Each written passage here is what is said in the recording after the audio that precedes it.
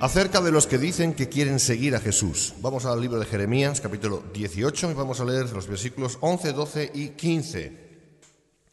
Dice así la palabra del Señor: Ahora pues, habla luego a todo hombre de Judá y a los moradores de Jerusalén, diciendo: Así ha dicho Jehová, he aquí que yo dispongo mal contra vosotros y trazo contra vosotros designios. Conviértase ahora cada uno de su mal camino y mejore sus caminos y sus obras. Y dijeron: es en vano, porque en pos de nuestros ídolos iremos y haremos cada uno el pensamiento de nuestro malvado corazón. Mi pueblo me ha olvidado, incensando a lo que es vanidad. Dios bendiga su palabra. Punto número 1. En tiempos de Jeremías. En tiempos de Jeremías, del profeta Jeremías, este varón habló la palabra del Señor específica y cortante, directa y sin ambajes, a una generación de creyentes que vivían según su propia creencia y no la que es de Dios. Y eso nos lleva a un punto importante, que es el asunto del corazón. Hermanos, Dios les habló clara y certeramente del juicio que había de alcanzarles si no se arrepentían de su falsa creencia, auspiciada por los dirigentes religiosos de su tiempo, pero no escucharon, sino que lejos de eso, aseguraron que seguirían andando conforme a la forma de pensar y sentir de su, cito, malvado corazón. Y esto dicho desde el corazón de ellos, el cual solo Dios puede ver y oír. De esa manera, olvidaron a Dios, aunque de continuo estaba el santo nombre en sus bocas, siguiendo lo que es vano y más aún, cito, incensando a lo que es vanidad. Es decir, glorificando lo que no sirve para nada ni es nada en sí mismo. Hermanos, en tiempos de Jeremías todo Judá era creyente profesante. Todos decían que eran creyentes. Ni uno hubiera dicho, se hubiera atrevido a decir que no creía en Dios. Creían en Dios, aunque a su manera todos eran creyentes. No olvidemos eso. Esto mismo está ocurriendo ahora en lo que genéricamente llamamos iglesia. La verdad es que no hay gran diferencia. Aquellos creyentes judíos se creían justificados por su propia y arbitraria fe, porque ignorando la justicia de Dios y procurando establecer la suya propia, no se sujetaron a la justicia de Dios, es decir, a la verdad de Dios. Romanos 10:3. Hoy en día, exactamente lo mismo está ocurriendo. Muchos creyentes profesantes tienen mucha, entre comillas, fe, pero solo conforme a su propio entendimiento y definición. Es, por tanto, en el caso de muchos, una falsa fe. Es una fe condicionada a la propia voluntad y deseo individuales. Y es que muchos, no sé si se dan cuenta o no, son como el Pedro carnal, pero esta vez sin arrepentirse. Porque si quisiéramos comparar, veríamos que la creencia de muchos profesantes no difiere en nada de la expresión de Pedro cuando éste le dijo a Cristo que se cuidara mucho y jamás permitiera ir a la cruz, respondiéndole el Señor que estaba en ese momento moviéndose conforme al espíritu del mismo diablo, el cual no pone la mira en las cosas de Dios, sino en las de los hombres. Mateo 16:23. Es decir, que inspira a los hombres a buscar como meta final y sublime la felicidad conforme a los parámetros humanos y no a la voluntad de Dios, la cual sí buscaba el Señor Jesús cuando anduvo entre nosotros. Hermanos, Satanás sabe que si el hombre busca su vida, la perderá. Él lo sabe, muchos no lo saben o no quieren saberlo. Así que, como aquellos judíos vivían su propia fe, los actuales y similares creyentes viven un cristianismo totalmente mediatizado, corrompido, adulterado y falseado. No es el Evangelio de nuestro Señor Jesucristo, el cual implica morir para vivir. Lean por favor Gálatas 2:20. Sino que es el Evangelio de Satanás, el cual implica vivir para morir. Por favor, lean Mateo 16, 24 y 25. Hermanos, sin más preámbulos les digo, el Evangelio de la gracia enseña así: con Cristo estoy juntamente crucificado, y ya no vivo yo, mas Cristo vive en mí, y lo que ahora vivo en la carne, es decir, en el cuerpo, lo vivo en la fe del Hijo de Dios, el cual me amó y se entregó a sí mismo por mí. Gálatas 2:20. Todo el que quiera salvar su vida la perderá, y todo el que pierda su vida por causa de mí, dice el Señor, la hallará. Mateo 16:25. Como en los días de Jeremías, y en el caso del mismo Jeremías, la soledad del verdadero creyente es un hecho. El vivir contracorriente es un hecho.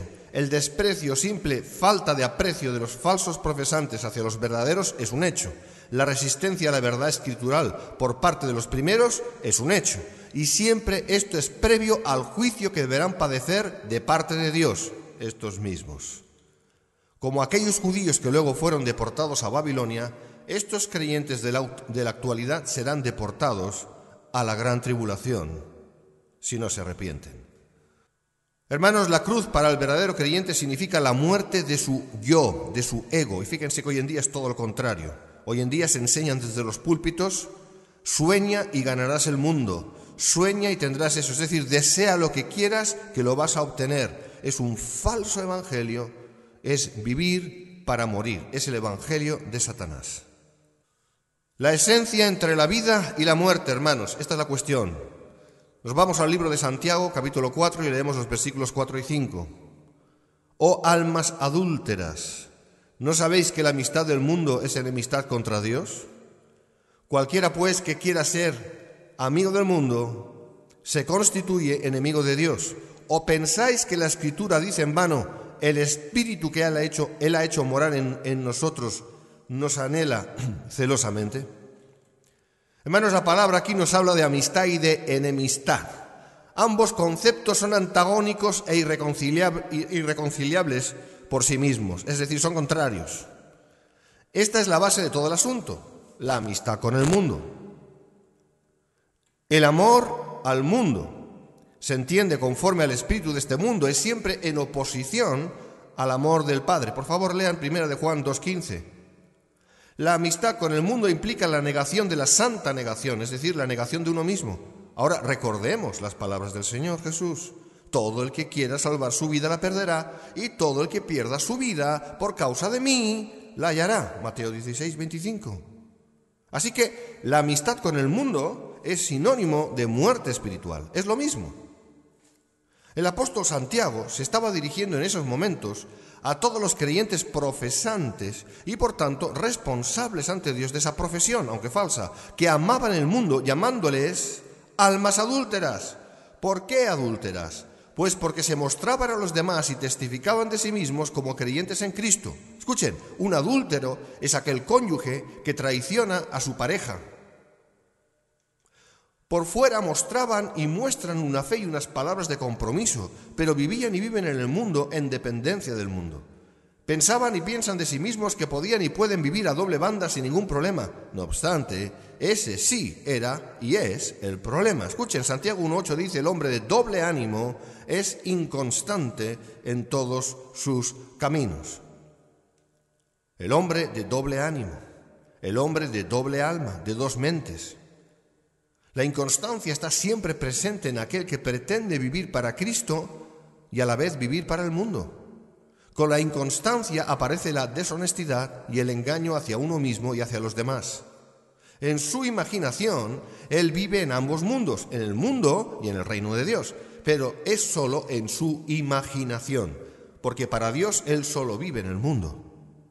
No entiende que cuando uno ama el mundo, automáticamente se constituye enemigo de Dios. Y esto último es de parte de Dios. No obstante, sigue pensando que como Dios es amor, le perdonará aunque siga viviendo de ese modo. Eso es agarrar la gracia y convertirla en libertinaje, en impudicia. Esto no funciona, hermanos. Sin arrepentimiento, es decir, sin cambio, no hay perdón. El que vive así no valora ni pondera lo siguiente: el vivir para el mundo o vivir para Cristo constituye la diferencia entre la muerte o la vida eternas. Escuchen bien, el creyente profesante de doble ánimo, es decir, de dos mentes o dos formas de pensar y actuar, a causa de su no renuncia a su pecado, a su amor al pecado, es absolutamente aborrecible ante Dios.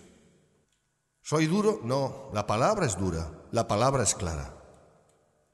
Vamos a ver acerca de unos cristianos mundanos expuestos por Cristo, porque eso no solamente pasó en tiempos de Jeremías, sino también en tiempos del mismo Jesucristo cuando anduvo entre nosotros. Para ello nos vamos a Lucas capítulo 9 y vamos a ver el versículo 51 y del 57 al 62.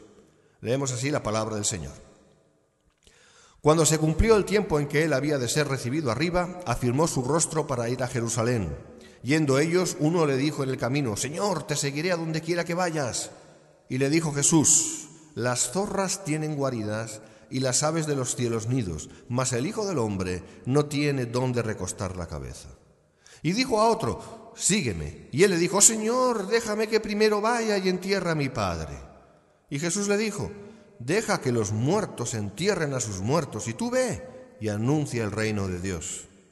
Entonces también dijo otro: te seguiré, Señor, pero déjame que me despida primero de los que están en mi casa.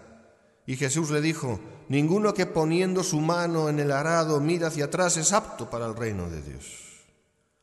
Vamos a hablar, hermanos, de camino a la cruz literal, porque ese fue el camino de Jesús. Escuchen bien, cuando se cumplió el tiempo en que él, es decir, Jesús, había de ser recibido arriba, dice que afirmó su rostro para ir a Jerusalén. ¿Por qué afirmó su rostro? Porque sabía a lo que iba cuando iba a Jerusalén. Hermanos, Jesús fue consciente de que su tiempo se estaba cumpliendo y que la hora de la cruz literal se acercaba, de ahí a encaminarse hacia Jerusalén.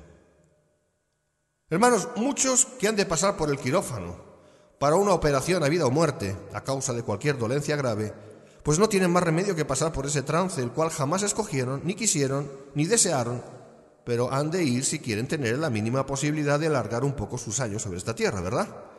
Para ello se les convoca para un día y hora determinados a ponerse en manos del cirujano, y ahí van. No obstante, también en el contexto de un día y una hora escogidos, a diferencia de aquellos, Jesús fue sano y puro a la cruz, y esta vez una muerte segura. Sin embargo, él no fue por causa de él mismo, sino por causa de todos nosotros, los enfermos por el pecado. Lucas 5:31. Enorme diferencia. Podemos ver por este acto sublime de amor que el compromiso de Cristo por su fe, o con su fe, fue total, al punto de dar voluntariamente su propia vida. Para él, como poco, dos cosas eran de más estimación que su propia persona. Cito: la voluntad de su Padre y todos y cada uno de los hombres, especialmente los que iban a creer. Por lo tanto, si alguien tenía autoridad para enseñar y decir las cosas como son ante Dios, sin lugar a dudas, fue él mismo, es decir, Jesús, en su calidad de hombre. Por ello, Jesús expuso a la luz del día a algunos tipos de creyentes profesantes que solo lo eran de palabra, pero no de corazón. Creo que en estas historias bíblicas podremos aprender más sobre todo ello, no solo de cara a los demás, sino principalmente de cara a nosotros mismos. Así que vamos a empezar. Los que son solo boca y emoción. Cito la palabra: yendo ellos, uno le dijo en el camino: Señor, te seguiré a donde quiera que vayas. Y le dijo Jesús: las zorras tienen guaridas y las aves de los cielos nidos, mas el Hijo del Hombre no tiene dónde recostar la cabeza. Hermano, Jesús, cuando iba de camino a su muerte y muerte segura, se encontró con un presunto seguidor suyo que le aseguró que le seguiría donde fuera. Pregunto yo, ¿incluida la cruz? Pero Cristo, que conocía el corazón de los hombres, sabía que solo hablaba de labios para afuera. Este es el tipo de creyente facilongo. Es el típico cristiano de domingo, ¿o no?, que en su emotividad dominical cúltica y seguramente también en los grandes congresos de avivamiento donde suele acudir, cada vez le dice eso mismo al Señor, cada vez. Al día siguiente, o más bien a las pocas horas del evento, ya se olvidó de su compromiso emotivo verbal. ¿La razón? Pues la esgrimida por el mismo Señor, pero esta vez puesta por activa: la atadura a la comodidad y a la ambicionada búsqueda de las seguridades materiales que ofrece este mundo. Así como el Señor le dijo a este alegre creyente profesante que seguirle a él implica la muerte, se lo dice también a todos aquellos que, como ese, no están dispuestos a renunciar a nada lícito, ya no digo ilícito, de este mundo por causa del Evangelio. Hermanos, los grandes pulpistas, es decir, predicadores de gran púlpito de la prosperidad, dicen que Jesús era tremendamente rico. ¡Mentira! Jesús vivió en completa renuncia, al punto de que literalmente no tenía dónde recostar su cabeza, como él mismo le dijo a ese creyente, y Cristo no miente. Y todo ello camino de Jerusalén, a morir para que los que íbamos a creer pudiéramos vivir. Engañados por los predicadores de la prosperidad, muchos quieren ser cristianos para andar en abundancia y prosperidad. Esto último también lo quieren los impíos. Pero una cosa tienen a diferencia de esos creyentes: No se engañan a sí mismos ni a los demás diciendo que son lo que no son, es decir, cristianos. Hermanos, yo creo que no hay mucho que ofenda más a Dios que la mentira y la hipocresía. Luego está otro caso, los que solo esperan las recompensas de esta tierra. Citamos la palabra del Señor en el mismo lugar. Y dijo a otro: sígueme. Él le dijo: Señor, déjame que primero vaya y entierre a mi padre. Jesús le dijo: deja que los muertos entierren a sus muertos, y tú ve y anuncia el reino de Dios. Bueno, para este lo más importante era esperar recibir la herencia de su padre natural que la herencia de su padre celestial. Para recibir esa herencia debía permanecer al lado de su padre, no fuera que se enfadara con él y le desheredase. Pero para él lo más importante eran los bienes materiales que iba a recibir que el obedecer al Señor. Ahora fíjense en esto, dice: déjame. Constatable es el hecho de que beatamente, entre comillas, le pide al Señor que le deje. ¿El qué? ¿Pecar? Pues toda desobediencia a Dios es pecado. Es como si estuviera diciendo: déjame que peque. Este que tuvo el excelso privilegio de ser llamado por el Señor no entendió que Dios no nos ordena nada injusto, sino que lo que demanda siempre es bueno, recto y debe ser obedecido, porque para ello Él es el Señor. No tiene ningún sentido pedirle al Señor que nos permita no obedecerle. Otra vez el pecado de siempre, cuando se tienen los ojos puestos en las bendiciones de este mundo antes que en las bendiciones de arriba. Claro, con que no se ven, ¿verdad? Otro caso, los que anteponen su familia natural a la voluntad de Dios. Sigo leyendo. Entonces también dijo otro: te seguiré, Señor, pero déjame que me despida primero de los que están en mi casa. Jesús le dijo: ninguno que poniendo su mano en el arado mira hacia atrás es apto para el reino de Dios. Bueno, a este y muchos como este les preocupa más la opinión de los suyos que la opinión de Dios. Con despedirse de los que estaban en su casa quería decir que se iba a quedar en casa hasta contentar a todos. Y no iba a ir a la obra de Dios sin antes asegurarse de que todos estaban bien y bien contentos. O sea, por esa regla de 3, jamás fue o iba a ir a la obra. Y de nuevo: pero déjame. Al igual que el anterior, este le pide al Señor que le permita desobedecerle. Cuando el Señor da una orden, esta debe ser cumplida al momento, ya que todo retraso en el cumplimiento de su voluntad es desobediencia. No se puede jugar con Dios. Este creyente profesante había hecho acto de consagración a Dios. Por eso dice que tomó el arado en sus manos, pero al mirar hacia atrás, hacia lo natural, perdió el rumbo y se desvió. Lo mismo que fue en tiempos de Jeremías, hermanos. Fue en tiempos de Jesús y también lo es ahora. No hay nada nuevo bajo el sol. Y a modo de conclusión, nos vamos a Mateo 6:24 y leemos: ninguno puede servir a dos señores, porque o aborrecerá al uno y amará al otro, o estimará al uno y menospreciará al otro. No podéis servir a Dios y a las riquezas. Hermanos, el Señor lo resumió con toda claridad aquí. Es imposible servir a Dios y servirse a uno mismo en detrimento de servir a Dios. Seamos honestos. Deberemos escoger a quién servir hoy. Dios les bendiga.